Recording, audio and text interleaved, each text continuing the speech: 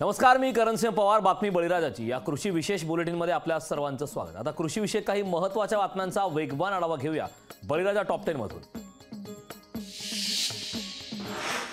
निळवंडे धरणाच्या उजव्या कालव्याच्या पाण्याची संगमनेरच्या शेतकऱ्यांकडून पूजा करण्यात आली. संगमनेरच्या हजारवाडीमधील अंबिका माता तुळजाभवानी मंदिराजवळ निळवंडे पाटपाणी कृती समितीचे अध्यक्ष नानासाहेब शेळके पाटील आणि अंबादास सानप यांनी पाण्याचं जलपूजन केलं. यावेळी समितीतील इतर कार्यकर्ते आणि हजारवाडीतील ग्रामस्थ देखील मोठ्या संख्येने उपस्थित होते.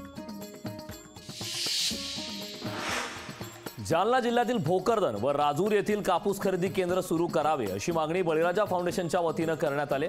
या संदर्भात भोकरदन तहसीलदारांना निवेदन देण्यात आले.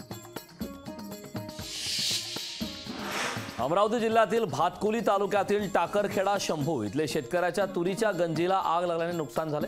दिवाकर आराध्या यांची 2 एकर तुरीची गंजी ही आगीत जळून भस्म झाली. शेतकऱ्यांचं यामध्ये 1.5 लाख रुपयांपेक्षा जास्त नुकसान झाले.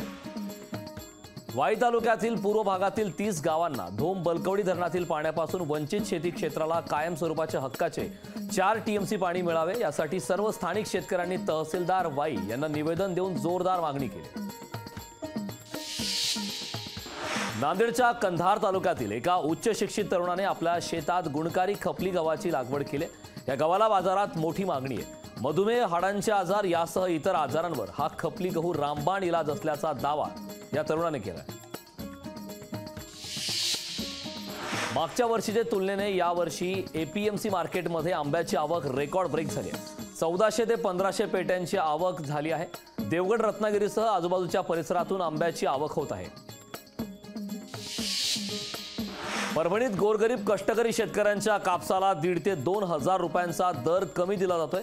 तर दुसरीकडे व्यापाऱ्यांकडून भरमसाठ पाणी टाकलेला कापूस बाजार समितीला कसा चालतो असा सवाल स्वाभिमानी शेतकरी संघटनेचे जिल्हाध्यक्ष किशोर ढगे यांनी विचारला. परभणी जिल्ह्यात यंदाच्या हंगामात अत्यल्प पर्जन्यमानाची नोंद झाली. असे असले तरी जिंतूर तालुक्यात शेतकऱ्यांच्या मागणीनंतर पाटबंधारे विभागाने धरणातून शेती पिकांसाठी पाणी सोडले. परिणामी धरण क्षेत्र व परिसरातील गहू पिकेही बहरली आहेत. वाशिमच्या मानोरा तालुक्यात कापसाचे पीक हे मोठ्या प्रमाणावर घेतले जात असून गेल्या काही वर्षात कापसाला चांगला भाव मिळाल्याने कापूस लागवडीकडे शेतकऱ्यांचा कल वाढला होता. मात्र यावर्षी कापसाला 6,500 ते 7,000 भाव मिळाल्याने शेतकऱ्यांमध्ये चिंतेचं वातावरण दिसतंय. सोयाबीनच्या दरात मोठी घसरण झाल्याने शेतकऱ्यांना दिलासा देण्यासाठी सरकारने नाफेडमार्फत हमी भावाने सोयाबीनची खरेदी सुरू केली असून नाफेडमार्फत सोयाबीनला 4,600 रुपये इतका दर दिला जातो.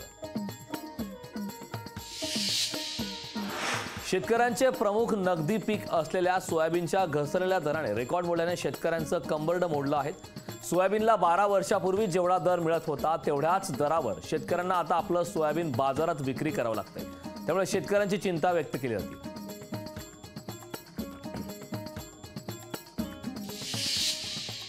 आता कृषीविषयक बातम्या पाहूयात सविस्तरपणे. सौर ऊर्जा प्रकल्प रद्द करण्याच्या मागणीसाठी मच्छीमारांना जलसमाधी आंदोलनाचा इशारा दिला. पैठणमधील जायकवाडी धरणातील नियोजित सौर ऊर्जा प्रकल्प रद्द करावा अशी मागणी या दरम्यान होती. या मागणीसाठी मच्छीमारांच्या वतीने 7 फेब्रुवारीला सामूहिक जलसमाधी आंदोलनाचा इशारा दिलाय.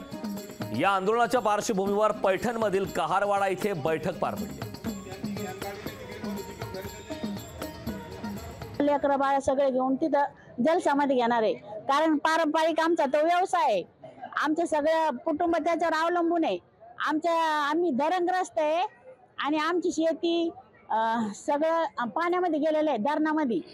म्हणून आम्ही त्याच्यावर अवलंबून आहे आमचं सगळं कुटुंब. आणि त्याच्यासाठी सरकारने प्रयत्न केले पाहिजे. तो सौर ऊर्जा प्रकल्प जर झाला तर आमचा व्यवसाय बंद पडणार आहे आणि आमच्या लेकरं बाळ उपाशी मारीची वेळ येणार आहे. म्हणून तो प्रकल्प रद्द झाला पाहिजे.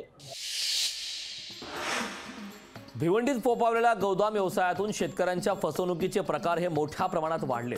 वाशेरे गावातील शेतकऱ्यांना विकासकानं मागील 4 वर्षांपासून भाडे दिलं नाही, गोदामांचा ताबाही देत नाही. त्यामुळे हवालदिल झालेल्या शेतकऱ्यांनी साखळी उपोषणाला आता सुरुवात केली. आमच्या जमिनी आमच्या ताब्यात द्याव्या, अन्यथा उग्र आंदोलन करू असा इशारा आंदोलकांनी दिला. आम्हाला न्याय मिळत नाही जोपर्यंत आम्हाला भाडे आणि पोजेशन मिळत नाही आणि आम्हाला न्याय मिळत नाही तोपर्यंत आमचं साखळी उपोषण चालूच राहणार. आम्ही भरपूर वेळा आंदोलनं केली आमचं सरकार कोणीही ऐकत नाही. जर आम्ही आंदोलनं केली तर पोलीस आम्हाला उचलून घेऊन जातात, सर्वांना सांगतात तुमच्यावर खंडणीचे केस टाकू, हे टाकू. असं ॲमेझॉन, जर काही मुलांनी ॲमेझॉन पण बंद केलं होतं भाड्याच्या संदर्भात, त्यांच्यावर गुन्हे दाखल केलेले आहेत. आता आम्हाला फक्त आमचं भाडं आणि पोजेशन मिळालं पाहिजे, बस आमची मागणी एवढीच आहे. सर्व शेतकऱ्यांचं भाडं आणि पोजेशन मिळालं तर शेतकऱ्यांना न्याय मिळाला असं आम्ही समजू. सांगलीच्या कृषी उत्पन्न बाजार समितीमध्ये हळदीला सर्वाधिक उच्चांकी दर मिळाला आहे. तब्बल 31,000 रुपये इतका उच्चांकी दर राजापुरी हळदीला मिळालेला आहे. सांगलीच्या कृषी उत्पन्न बाजार समितीमध्ये हळदीच्या नवीन वर्षातल्या सौद्यांचा कृषी उत्पन्न बाजार समितीचे सभापती सुजय शिंदे यांच्या हस्ते शुभारंभ पार पडला. सांगली कृषी उत्पन्न बाजार समितीच्या हळदीच्या सौद्याला गेल्या 10 वर्षातला हा सर्वात उच्चांकी दर असल्याचं यावेळी कृषी उत्पन्न बाजार समितीचे सभापती शिंदे यांनी सांगितलं. या वर्षीच्या नवीन राजापुरी हळदीचा शुभारंभ आमच्या नेत्या जयश्रीताई पाटील यांच्या शुभ हस्ते आज इथं संपन्न झाला. सौद्याला शुभारंभ झाला आणि आमच्याच जिल्ह्यातील सांगली जिल्ह्यातील बावचीचे शेतकरी राजेंद्र अण्णूराव पाटील यांच्या हळदीला उच्चांकी 31,000चा भाव मिळाला. आणि जय श्रीराम ट्रेडिंग कंपनीच्या अडत्या ज्या आहेत त्यांच्या तिथं त्या सौदा निघाला. मी आपल्या तमाम शेतकऱ्यांना हळद उत्पादक शेतकऱ्यांना विनंती करतोय की सांगली कृषी उत्पन्न बाजार समितीमध्ये हळदीला अगदी देशात उच्चांकी भाव मिळालेला आहे. परभणीत गोरगरीब कष्टकरी शेतकऱ्यांच्या कपासाला 1,500 ते 2,000 रुपयांचा दर कमी दिला जातो, तर दुसरीकडे व्यापाऱ्यांकडून भरमसाठ पाणी टाकलेला कापूस बाजार समितीला कसा चालतो असा सवाल स्वाभिमानी शेतकरी संघटनेचे जिल्हाध्यक्ष किशोर ढगे यांनी विचारलाय. यापुढे जिल्ह्यातील सर्व शेतकऱ्यांचा कापूस CCI मार्फतच खरेदी करावा अशी मागणीही स्वाभिमानी शेतकरी संघटनेने केली. वास्तवात कापसाची लॉरी भरते वेळेस हेच व्यापारी भरमसाठ प्रमाणात त्यावरती पाणी मारतात आणि त्या कापसाचं वजन वाढवतात. आणि जर शेतकऱ्याच्या उभ्या कापसावरती जर पाणी पडलं तर त्याला रेंटच्या नावाखाली लुटल्या जातंय. हे कुठेतरी थांबलं पाहिजे. आणि दिवसाढवळ्या हे मार्केट कमिटी बघत आहे. मार्केट कमिटी यावरती कुठल्याही प्रकारचे ऍक्शन घेत नाही, त्यामुळे शेतकरी नागवला जात आहे. आता बातमी आहे अहमदनगरमधून. अहमदनगरच्या संगमनेर येथे रमेश वाकळे यांनी अवघ्या 60 गुंठ्यांमध्ये सिजंटा कंपनीच्या 6 वाणाची लागवड करत ती यशस्वी जमवून दाखवली आहे. मागील काळात 25 किलो टोमॅटोला 600 ते 700 रुपये दर मिळतोय, त्यामुळे उत्पादक शेतकऱ्यांच्या चेहऱ्यावर समाधान दिसतंय. व्हायरसचं प्रमाण जास्त झालेलं आहे टोमॅटोला. व्हायरसमुळे शेतकरी कंटाळ. गेल्या वर्षी डिसेंबर ते 15 मे पर्यंत मार्केट पडलेलं होतं. अक्षरशः चिखल झालेला होता. लोक परत धाडस करत नाही लावायचं, पण प्रयत्न करीत राहिलं पाहिजे. थोडं केलं पाहिजे, कधीतरी यश मिळतं. जालना जिल्ह्यातील भोकरदन व राजूर येथील कापूस खरेदी केंद्र सुरू करावे अशी मागणी बळीराजा फाउंडेशनच्या वतीनं करण्यात आली. या संदर्भात भोकरदन तहसीलदारांना निवेदन देण्यात आले. कापसाला भाव नसल्याने अनेक शेतकऱ्यांचे कापूस घरातच पडून असून 1 फेब्रुवारीपासून CCI केंद्राने कापूस खरेदी बंद केली. दरम्यान कापूस खरेदी केंद्र सुरू करावे अन्यथा लोकशाही मार्गाने आंदोलन करण्याचा इशारा बळीराजा फाउंडेशनच्या वतीनं देण्यात आला. शेतकऱ्यांच्या वतीने निवेदन दिलेल्या निवेदनात म्हटलं आहे की येत्या 4-5 दिवसात जर त्यांनी केंद्र चालू केलं नाही तर आम्ही येत्या आठवड्यामध्ये तीव्र आंदोलन करणार आहोत. आणि असं अचानकपणे त्यांनी CCI केंद्र बंद केल्यामुळे शेतकऱ्यांची याच्यामध्ये नुकसान होत आहे. अगोदरच कापसाला भाव नाही, सोयाबीनला भाव नाही आणि मागच्या वर्षी कापूस पडलेला आहे. त्यामुळे तात्काळ केंद्र चालू करण्यात यावं आणि शेतकऱ्यांचा कापूस खरेदी करण्यात यावा यासाठी निवेदन दिलेलं आहे. वाई तालुक्यातील पूर्व भागातील 30 गावांना धोम बलकवडी धरणातील पाण्यापासून वंचित शेती क्षेत्राला कायम स्वरूपाचे हक्काचे 4 TMC पाणी मिळावे यासाठी शेतकरी आक्रमक झाले होते. गावातील स्थानिक शेतकऱ्यांनी तहसीलदार वाई यांना निवेदन देऊन पाणी सोडण्याची मागणी केली. तहसील कार्यालय वाई येथे बहुसंख्येने स्थानिकांनी निदर्शने आणि घोषणाबाजी केली.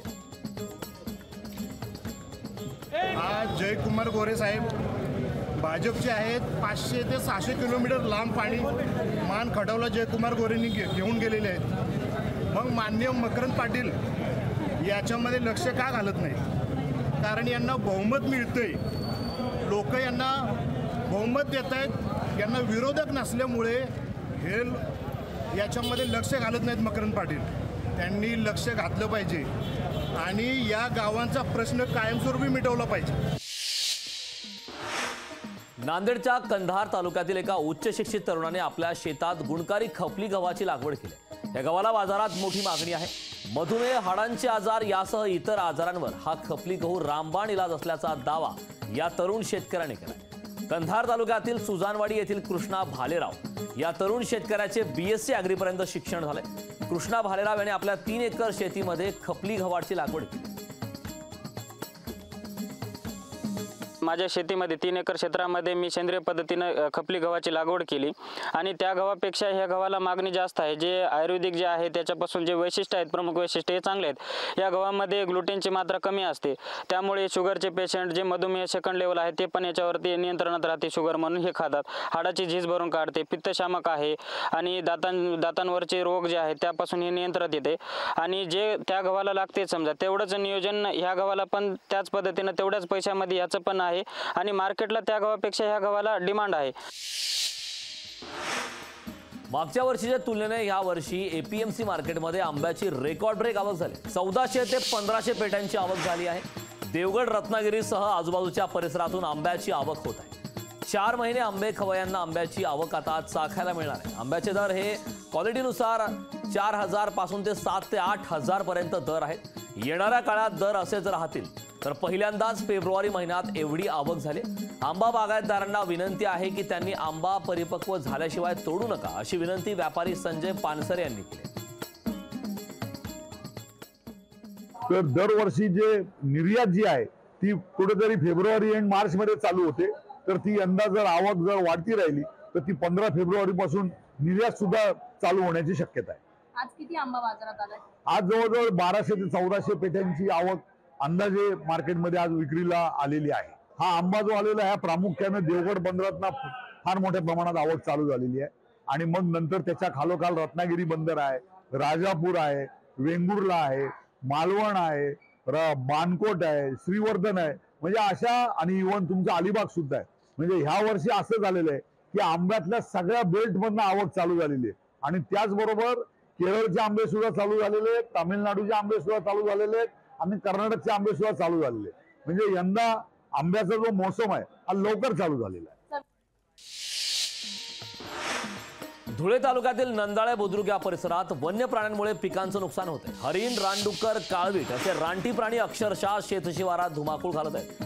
तरी वन विभागाने या वन्य प्राण्यांचा बंदोबस्त करावा अशी मागणी नंदाळे बुद्रुक येथील शेतकऱ्यांनी केली आहे. आधीच पाण्याची भीषण टंचाई असताना गुराढोरांसाठी चारा वाचवण्याचं काम शेतकरी करत आहेत. यातच वन्य प्राण्यांकडून नुकसान केलं जात असल्याचं समोर येतं. या सर्व परिस्थितीचा सामना करत असताना निसर्गाची अवकृपा आणि वन्य प्राण्यांपासून होणारं शेतमालाचं नुकसान यामुळे आता शेतकरी हैराण झाले.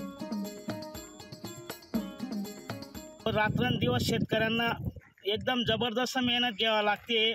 पाऊस कमी असल्यामुळे शेतकऱ्यांना या प्राण्यांपासून मोठा त्रास होत आहे. तरी कोणीतरी सरकार यांनी एक निर्णय घ्यावा की जंगलामध्ये काहीतरी व्यवस्था करावी व प्राण्यांपासून शेतकऱ्यांना वाचवण्याचे काम करावे व शेतकऱ्यांच्या जे शेतात जे गुराढोरांसाठी चारा टाकला आहे तो वाचवण्याचे काम करावे व शेतकऱ्यांना मोठ्या प्रमाणे मदत करावी. नंदुरबार जिल्ह्यातील शहादा शहरात कापूस खरेदी केंद्रावर व्यापाऱ्यांची दादागिरी पाहायला मिळते. शहादा कापूस खरेदी केंद्रावर व्यापाऱ्यांची मनमानी पद्धतीने कापसाची खरेदी केली जात आहे. बाजारभावापेक्षा 270 रुपये कमीने कापसाची खरेदी ही केली जाते. कापसाचा बाजारभाव हा 7070 रुपये असताना देखील शहादा कापूस खरेदी केंद्रावर 6800 रुपयांनी कापसाची खरेदी केली जाते. यासोबतच कट्टीच्या नावाखाली प्रति क्विंटल 5 ते 10 किलो कापसाची कपात केली जाते. यामुळे शेतकऱ्यांचं मोठ्या प्रमाणात आर्थिक नुकसान होते. या मनमानी कारभाराविरोधात जाब विचारण्यासाठी शेतकरी व्यापाऱ्यांकडे गेले असता व्यापाऱ्यांकडून शेतकऱ्याला मारहाण करण्यात आली.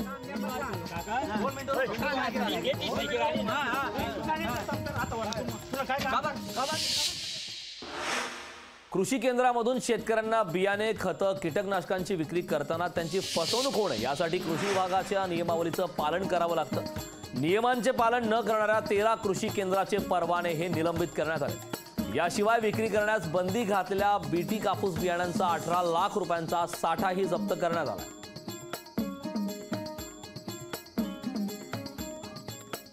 खरीप हंगाम 2023-24 अंतर्गत विविध ठिकाणी भरारी पथकाद्वारे तपासण्या केल्या जातात. त्यामध्ये 13 कृषी केंद्राचे परवाने निलंबित करण्यात आले आहेत. साठा पुस्तक अद्ययावत न करणे, ई पॉश मशीनवरून खत विक्री न करणे, दर्शनी भागामध्ये परवाना न लावणे, रेड बोर्ड न लावणे अशा विविध कारणामुळे त्यांचे परवाने निलंबित करण्यात आले. यानंतर या बुलेटिनमध्ये वेळ झालेली आहे इथेच थांबण्याची. पाहत रहा लोकशाही मराठी.